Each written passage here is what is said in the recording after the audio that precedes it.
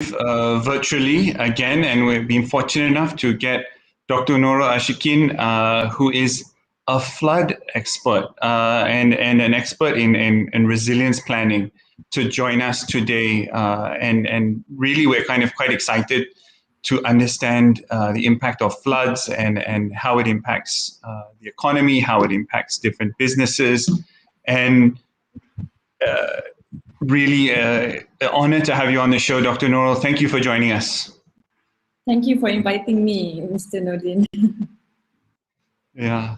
So, Dr. Nurul, tell us a little bit about yourself. I heard you just returned from Japan, and you're doing that. So, do tell us a little bit more about that. I came back last December, and I was a member in the Laboratory of Planning and Regional Resilience in Shibara Institute of Technology, Japan. And my field of study is urban resilience and flood risk management. And back then in Japan, they used to teach GIS too, Geographic Information System. So now, yeah, I'm in Malaysia. Okay, cool. What is, we see, and we'll see some of the footage of it later, we see a lot of stories around flood and floods hitting companies and hitting organizations and the community. What is going on differently in Japan that's going on in Malaysia? A lot of people talk about the kind of massive infrastructure spending that Japan does, but is there more to the story than this? Yeah, I think because in Malaysia, we focus more on the structural measures to mitigate flood risk, while in Japan, it's quite balanced between structural measures and non-structural measures. Even the private sector and the government, they really invest on the research to mitigate flood. And not just how to mitigate flood, but also in terms of the flood recovery, flood emergency. So I think that's the big difference between Malaysia and Japan in terms of the flood risk management. And I believe that they okay. Say again? I think like they focus more on what? For those who are new to GIS, what is GIS and how does it help with this kind of forecasting in terms of forecasting crisis, forecasting problems that companies may face? I think GIS, because I don't know I don't know how far in Malaysia that we use GIS, but we use it to integrate flood risk management with spatial planning. Since GIS has the capability to make analysis, and also how we can research on how many minutes needed for flood victims to evacuate from their residential area to the evacuation center. So that's all the calculation that can be done in GIS. So, but in terms of Malaysia, I'm not so sure actually how far Malaysia use GIS. But I think I've discovered Malaysia made, I think, flood zoning using GIS, but I don't think it's quite detailed like what Japan did. One of the things I see in Malaysia, and I've done a few things around crisis management and floods, is often the planning. It happens, before the rain starts. Problems with the planning. In terms of putting certain assets in the wrong place, meaning an evacuation center. We see in big floods, sometimes the evacuation centers need to be evacuated themselves. What can we do to kind of fix that problem, in terms of planning and resilience planning? Yeah, that's what I mentioned just now, that because Malaysia, we focus more on structural measures, but not on the non-structural measures. One of the research that I've done in Japan is to research on evacuation one time, so that we can understand the site suitability of the evacuation center, and the analysis, site suitability analysis by using GIS, 100% by using GIS, so that there are parameters that we have to calculate to get the site suitability of evacuation center. For example, the location of evacuation center must be based on the previous flood incident. For example, if the previous flood incidents, the flood depth is was around 3 meters, so you have to you have to renovate the evacuation center to make it higher than the flood depth. And by using GIS, we can conduct the stability analysis. And by my, according to my previous research, I think about 25% of the evacuation centers located in Kuantan are located in unsuitable site, which means due to climate change, and when the flood exceeds the real forecast, they have to move to another place because the evacuation center will get inundated. What do you, I mean, for those to flood planning, what is a reasonable forecast? Are we talking a once in 100-year flood, a once in a 10-year flood? What do we define as reasonable? For Arakawa project in Japan, we use the 300 years forecast. So I think I've read one research before. Malaysia, I think it's 100 years, but I'm not so sure because certain reports says 10, 20, and 30 years. But the report that I read about climate change in Malaysia, the focus is within 120 and 30. So I don't think that's enough actually. But 300 like Japan, I think is reasonable because we have change as well. So there's a possibility that flood exceeds the reasonable forecast. Mm-hmm. So we've got a couple of questions coming in from our viewers. One question is, what are the current flood detection methods and are they effective? And the other is, what can we do in terms of crisis management for companies when we look at this kind of flood planning, when we look at the challenges that companies may face? That company may face. All right. So. Yeah. I think that companies must invest on evacuation drill or disaster drill, just like Japan. They always prepare just in case this place get inundated or there is Jishin or earthquake. So, and I believe that companies should also conduct risk assessment so that they can understand the risk that they might face in terms of disaster. And in terms of, I think like, because I'm not so sure how other company conduct their business, but for private housing sector or developer or architecture, they can certainly help by designing a disaster resilient housing so that we can ensure that the houses are able to function with the concept of shelter in place or ensuring every residential area equipped. But again, I believe that every private sector should conduct their own risk assessment. Mm-hmm.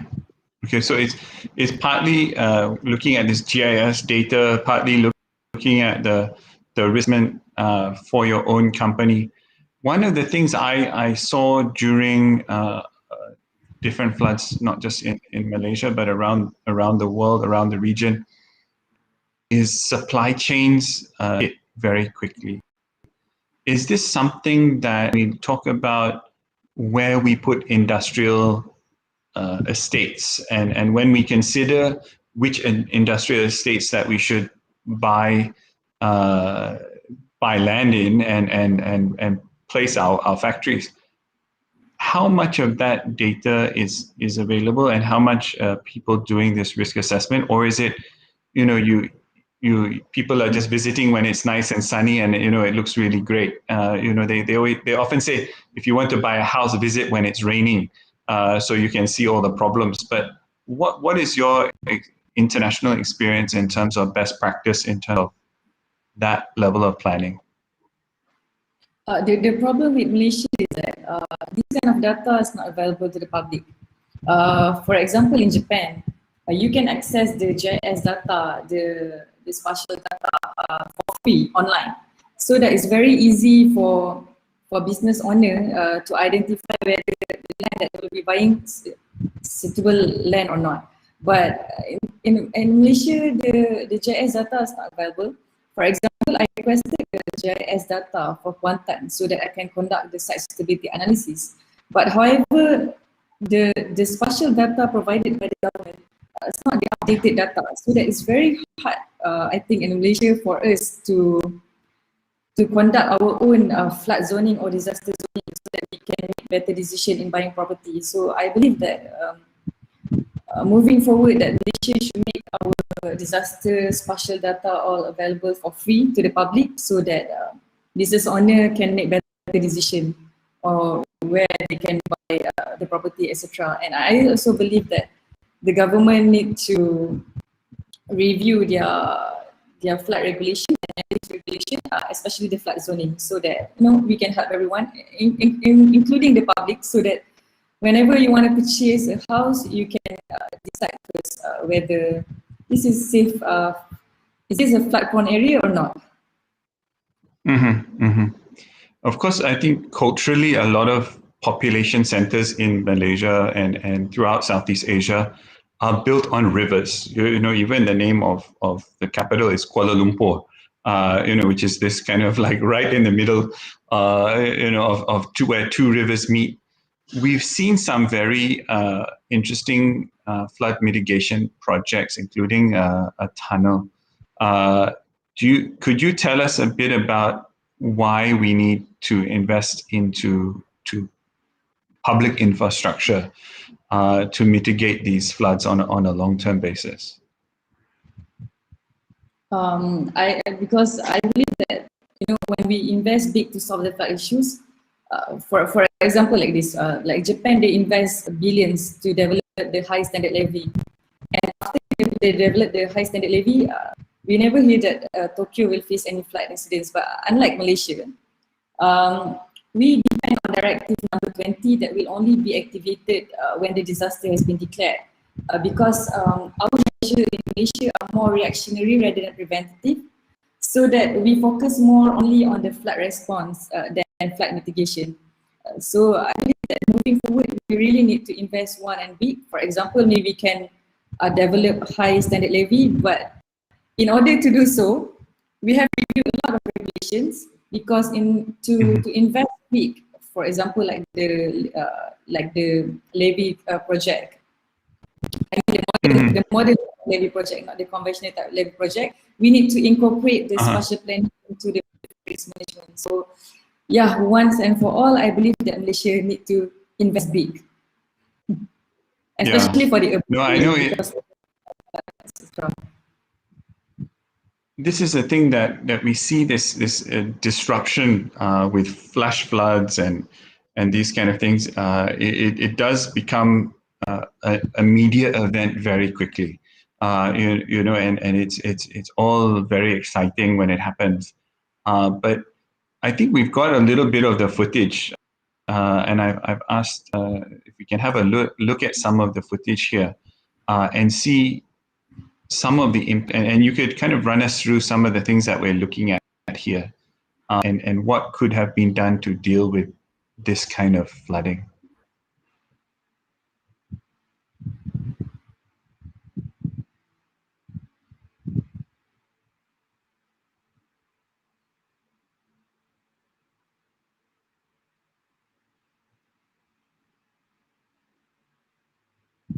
So yeah, Dr. Nurul, what can we do to avoid some of this type of incidents that we're seeing? Obviously, the road is blocked. We often think of roads blocked. What can we, and we can see businesses in the background. What should be done here? Yeah, and I believe this is due to monsoon flood, right? Monsoon flood coupled with flash flood. Yes, correct. I believe so. Yeah. Correct. So this is the thing due to uncontrolled urbanization, especially in Malaysia, because we have urban sprawl, etc. That's why I mentioned that Malaysia really need to review their. They really need to review their non-structural measures and structural measures, and we need to review our flood regulation, land use regulation, and flood zoning. I also believe that we need to review the current top-down approach in flood risk management. And for example, in Malaysia now, Department of Irrigation and Drainage has limited authority and enforcement power to steer the flood risk management, especially in terms of flood risk mitigation for every new development. And even though the Department of Irrigation and Drainage in Malaysia is the main government body to control flood, but they have little power and enforcement power to steer the urban development. So I believe that's why it's quite difficult to solve the current flood problem, so that we will keep on continue being flood risk management based on a reaction, based on flood response. And I believe that we need to focus and research more on how we can integrate flood risk management with spatial planning or urban planning, so that we can ensure that we have a resilient cities, a resilient development, and resilient citizens. Mm-hmm.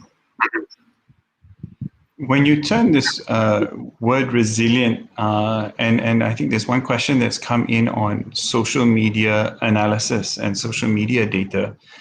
Has Japan or any other countries kind of linked this social media data with the GIS data during a crisis, or did they use it during a crisis to communicate effectively to their citizens? You know, when things do go wrong, you know, I mean, we can't, you know, once in 1,000-year events happen, once in 100-year events happen. Of course, we want to avoid the once in 100-year events through proper planning. But when they do hit, how effective has social been in communicating with the communities during that time? In Japan, actually not so, but they based on Twitter compared to Facebook.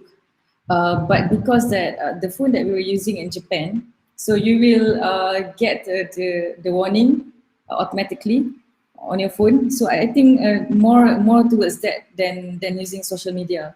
But if we look at the statistic, the social media users of Facebook, etc., are higher in Malaysia than in Japan. So I think it will be easier for Malaysia to link social media with flood risk management compared to Japan. But in Japan, we can just use phone and apps, because you will receive brochure in your every house whenever you move, and then in the Kuyakusho means the city council. So there's a list of apps that you need to install so that you will get information warning from the government, etc. And usually we will just get information through SMS, and it's free. Mm-hmm. Nice. Now, I know a lot of youngsters are watching as well, fresh graduates, people looking to graduate. We see the developing world, and indeed the developed world, moving more towards a data-driven society. How can Malaysia kind of leverage off the fact that we've done so well in the IT areas, but it's kind of not been applied yet to a lot of disaster management or flood management? How do you see the opportunities for fresh graduates in that area in terms of getting jobs or applying new knowledge, or even for young entrepreneurs who want to come up with an app or come up with an idea? How do you see that playing out in the future? I think in Malaysia, we still have a lot to improve in terms of integrating technology with flood risk management. But in other countries like Netherlands and Japan, I think the fresh graduates in terms of the technology and disaster management will have better opportunity. But it's okay.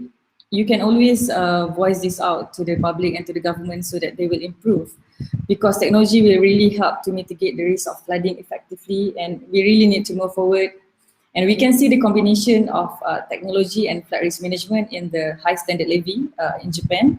It's not the conventional levy, and the levy equipped with anti-seismic features and the ability to withstand the flood whenever it exceeds the reasonable forecast. So that's one example why it's very important to combine technology with flood risk management, especially when we deal with the uncertainty due to climate change. And I believe that Malaysia, we need like one apps that will show you whenever you have to evacuate. If you're using wheelchair, how many minutes will it take for you to get to the evacuation center, and where is the nearest evacuation center? I believe that we don't have that kind of apps yet. And there is one app in Japan. It's kind of like game, but actually it's a disaster mitigation app for kids, so that they can use it. It's kind of like fun app, so that they know where to evacuate. So I believe that we need something like that. And do you know that Malaysia actually have one app showing where to evacuate, but the location in the apps are not accurate at all. And I discovered that using, I discovered that when I did my last study for the site suitability of advocacy center in Kuantan. So I believe that we need a lot to improve. Okay, so for those young entrepreneurs out there, those young people, this gamification in that sense, or gamification, or making it fun for people to learn about how to evacuate. One thing I noticed when I was in Thailand, and I think it was Phuket, after the tsunami. We saw that they had certain ideas in place, but it was only after the disaster did they really pick it up. So it's how much of disaster and resilience planning is after a terrible effect. Do people wake up and say, okay, we need to get this done, and how much of it is forward thinking in your thinking? What can we do here? I think awareness is very important, but looking at the previous flight incidents is important as well, so that we can improve and prepare well for the next event. For example, even in the flood risk management cycle, there is phase of flood preparedness. So by looking at the previous incidents, previous flood death, and they improve their flood or they improve their flood management, I think it's okay. And sometimes for certain country or certain urban area, certain local authority, they won't do anything until they face huge flood that will affect maybe thousands of lives or something. So I think it's quite normal, especially for developing country. One of the things that I often see in the media is, and we go back to this drainage issue, is we talk about, there was a lot of rubbish in the drains and therefore there was that's what caused it to flood. How much of it is, look, we've put infrastructure in place, but people still throw rubbish out and people don't follow procedures. I mean, we see even with COVID-19, people don't follow procedures. Almost 1,000 people get fined every day. This kind of thing is because they're not following procedures. How much of that do we see in flood management compared to the infrastructure? So the infrastructure that we do have is inundated by bad behavior as opposed to bad planning. What's your experience there? Well, rubbish is one thing, of course, but flash flood actually also deal with the issue of improper drainage systems, water runoff, and uncontrolled urbanization.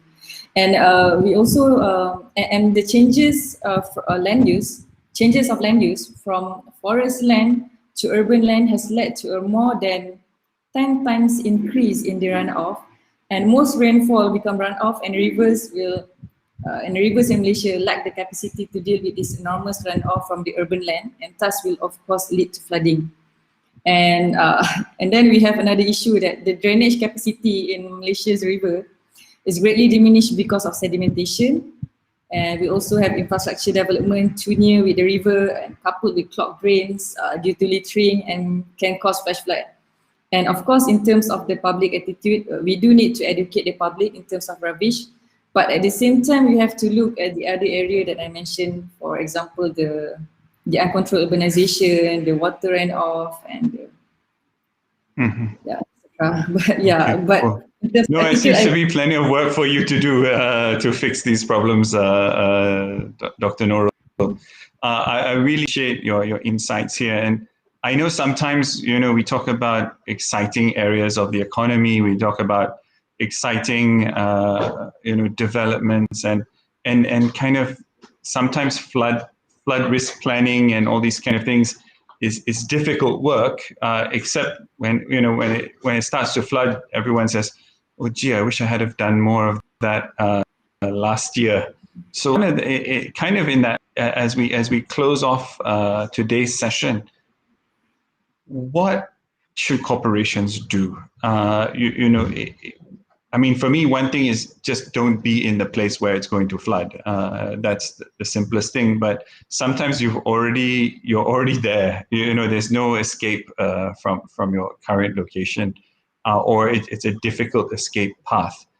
What should corporations do, and how can they work towards a resilient future? Well, I believe that corporate need to plan ahead. Forecasting the crisis is very important so that you can prepare. And then rainfall intensity is very high in Malaysia. So flood is an annual event in Malaysia because of its geographical location. The north and east coast of Malaysia experience seasonal monsoon winds that will bring heavy monsoon rains, and 85 of the 189 river in Malaysia are prone to frequent flooding, and 29,000 square kilometers of Malaysia's land, which means that 10% of total land area in Malaysia is flood prone.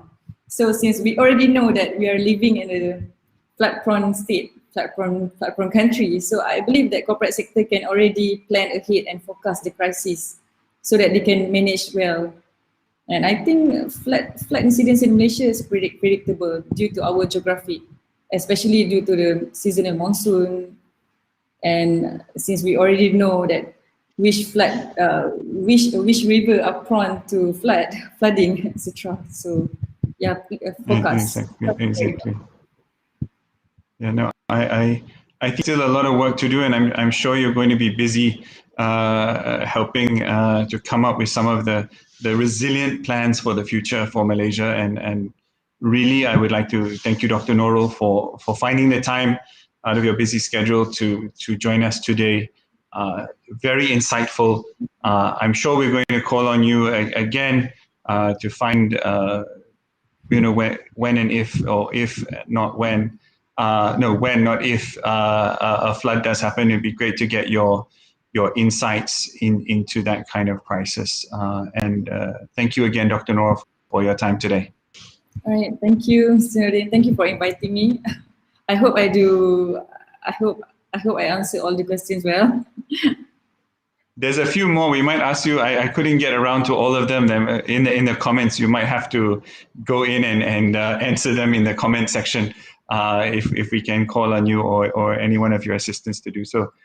So again, thank you very much, and we forward and we appreciate your time, Dr. Nurul, and we look forward to everyone joining us. And we will see you again next week on a Working Lunch with Nordin. Thank you. Bye.